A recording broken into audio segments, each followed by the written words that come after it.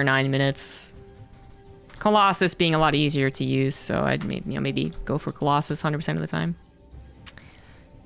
Yeah, right. Next up we have some Husielts. One Husielt replay. Top right Husielt, bottom left pie pools. The hell does that mean? I don't know. 2,000 atmospheres. What is the name of the replay? Another scrappy game. One cannot raise walls against what has been forgotten. Okay.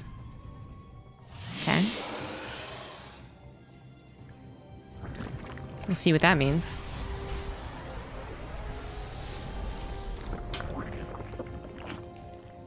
Alright. Need to turn the fan on. So we got a little bit of a cannon rush going on. Husielt going for the pretty much perfect cannon rush right now. Gateway to make sure that the cannon gets up and running. Looks like it might have even been unnecessary. Pie pulls doesn't bother pulling any drones. Thus should cancel this and then try and take the third elsewhere. As a Zerg player against a cannon rush, it is very valuable to have hatcheries sprouting all over the map. Because even if the Protoss tries to chase every single one down and tries to cannon rush every single one, you can still make them do that. Pull their attention away, pull the resources away, and if you're really good, then you can usually see they're trying to cannon rush you and just be like, okay, cancel, move on. In this case, the macro hatch doesn't help at all. Roaches aren't that larva intensive, and on one base you don't have that many resources, so this would have been much better off as a hatchery somewhere else for all the reasons I just stated. Pulls the Protoss attention away, pulls the resources away. It also would give you a surround opportunity or a hidden technology opportunity. But, oh well. Oh well. At least the guy is spending his money. And that is the most important thing. Nydus worm's on the way. Oh, it's a little on the nose. Usually this does not work against a cannon rusher, because the cannon rusher is very keenly aware this is a possibility. But Husielt didn't really commit very much. So just goes, aha, I canceled your base, and then not much else to be done scouting-wise, and uh-oh, SpaghettiOs. One cannot raise walls against what has been forgotten. I guess he just forgot that Nydus worms were a thing. Might not have been the biggest of issues if the Stargate was hidden somewhere. If this wasn't being immediately canceled.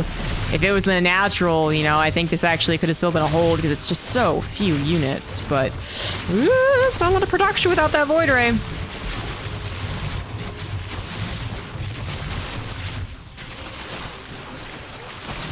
I mean, there are 2 gateways. Warp Gate's about 70% done, but the snowball effect has already started. It'd be so different if a Void Ray was being made and a second Void Ray was on the way, because 2 queens is so easy to clean up, but... Oh, I guess this is game over. Decent pro pool. Just nothing really supporting the pro pool. Well, the Zerg player is trying to focus a night. Wow, stop focusing the Nexus. Stop it. No, stop it. What are you doing? No. No, attack the probes. Okay, finally. Finally pulls back. Kills the Stargate, kills the Nexus in the main, but there's really no reason to go for the Nexus like that. The probes would have been even more damage, honestly. If he had attacked the probes from the get-go, that would have been easily 20 probes dead. 1 probe died? 1?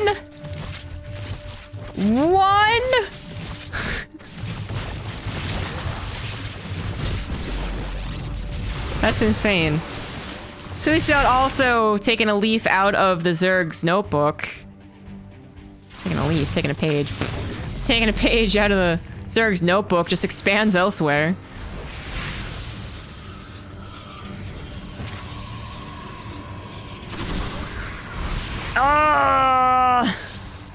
Husielt wins this game.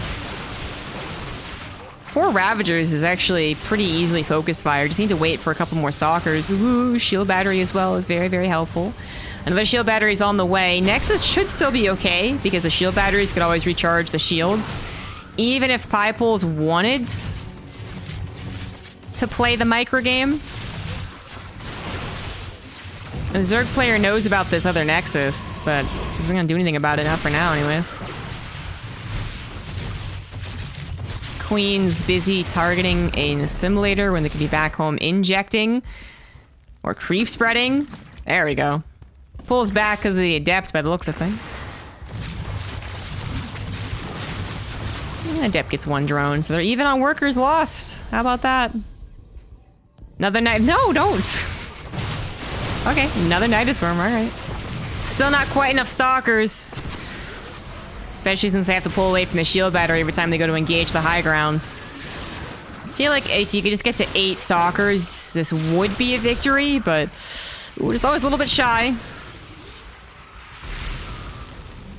Pie Pools has gotten 2 extra bases and is starting to drone up, which is something they probably should have been doing a little while ago, but better late than never. The Nexus is being recharged. Okay, good. I was afraid for a second that Huso would forget that was an option. Ooh, but yeah, getting recharged. Easy peasy, lemon squeezy. There you go. A couple more zealots. Finally pushing the army entirely back. And now the main base could be retaken. Now a pretty healthy main base too, because it was only mining for like 4 minutes of this game. I don't know why you took an extractor. That's a bit questionable. It's a wee bit weird. Oh, a Spire. Spire is deadly when it goes unscouted, and Huso doesn't have much scouting. He could make a hallucination, if they remember. But a lot of people don't. Especially after a weird game like this. Alright, that's a bit concerning. Mutas could kill Husielt, even though a Nydus worm couldn't. A couple shield batteries, 1 cannon. Not much else. I mean, there is actually a fairly large stalker count. They just don't have blink, so it's gonna be hard to chase the mutas around. It looks like maybe Pie Pools is gonna go mutas into swarm hosts. Infestation pit's done, so we'll see what that actually is for.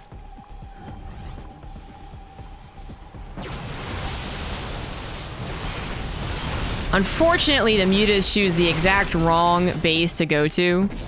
Good response from Huset with the recall too, actually. Really nicely done. But had they gone to the main and then thus the natural, of course the main's nothing right now, but if they had gone to the natural, that's where the stalkers would have had trouble chasing it down because they were out of position and they would have had to go single file. But basically Huso gets a bit lucky with the first round of mutas going right into his stalkers. He kills 7 right off the bat and then doesn't have that super hard snowball effect where he's just floundering around trying to defend. Now he can actually maybe warp in some stalkers in each base, more cannons in each base, and Huso's already done that, so really good defense. And now the mutas seem like a bad idea. We have 2 infestation pits. The guy forgot he already got one. It happens to the best of us. 7 swarm hosts it is, but they're not quite the 1-2 punch they would have, shoulda, coulda been. Because the mutas did not do that great of a punch, and it also took them a long time to get to swarm hosts. Huselt's, I think, is actually in a really good position. Supplies don't go one way or the other too heavily. In ZVP, 30 supplies, totally understandable. Finally getting rid of all these mutas. But Huselt has got 3 bases, could go to 4 pretty easily, and again, this main's rather healthy. Doesn't have a ton of upgrades, which sucks, but now has a ton of Blink Stalkers. If only they had +2, but +1 will have to cut it. Big ol' Ling's Flood sees the Stalker push out. Nydus Worm in the main is gonna have Swarm Host pop out of it. Bit unnecessary, but sure. If they want to, they can go for a variety of things, but then they won't be back at home. Pie Pool has had a ton of resources and is good at spending them. They just spent them on a bunch of research that's not actually that helpful right now. I mean, look at that production tab. That is an impressive production tab, but very little of the production tab is going to be helpful right here, right now. Centrifugal Hooks is only 20% done, so even as the Banelings are formed, they aren't going to be helpful back at home defending. They go for an attack on a base that Huset doesn't necessarily need right now. It does suck to lose it, but Huset's also killing 2 bases, so it's pretty okay. 5 lurkers are on the way, and that is really good for the Zerg because Huselt doesn't have an observer on the front lines. Currently building one, though. Otherwise, 5 lurkers isn't actually that impressive. Not against the number of stalkers that Huselt has. She needs a good concave. Piepool's also bothered investing into +2 flyer, which doesn't help anymore. He's not going mutas, so the upgrades aren't as good as it might look. If 5 lurkers are going to be good, it is going to be defending this choke. So Husiel's forced to back away. But man, 47 stalkers.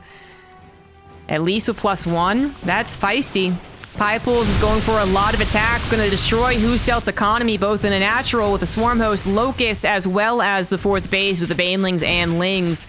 But what about the main army? Husiel's, he's got a big army supply, very flexible army as well. Lots of concave potential, lots of micro potential.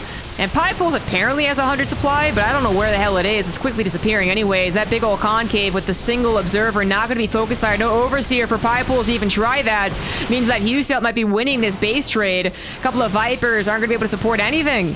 Their army's already gone.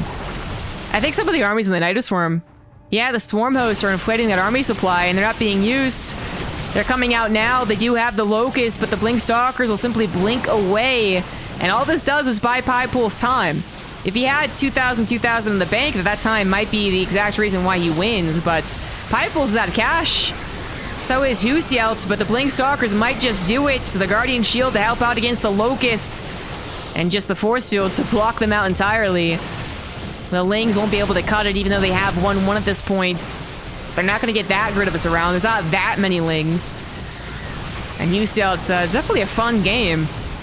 Very odd.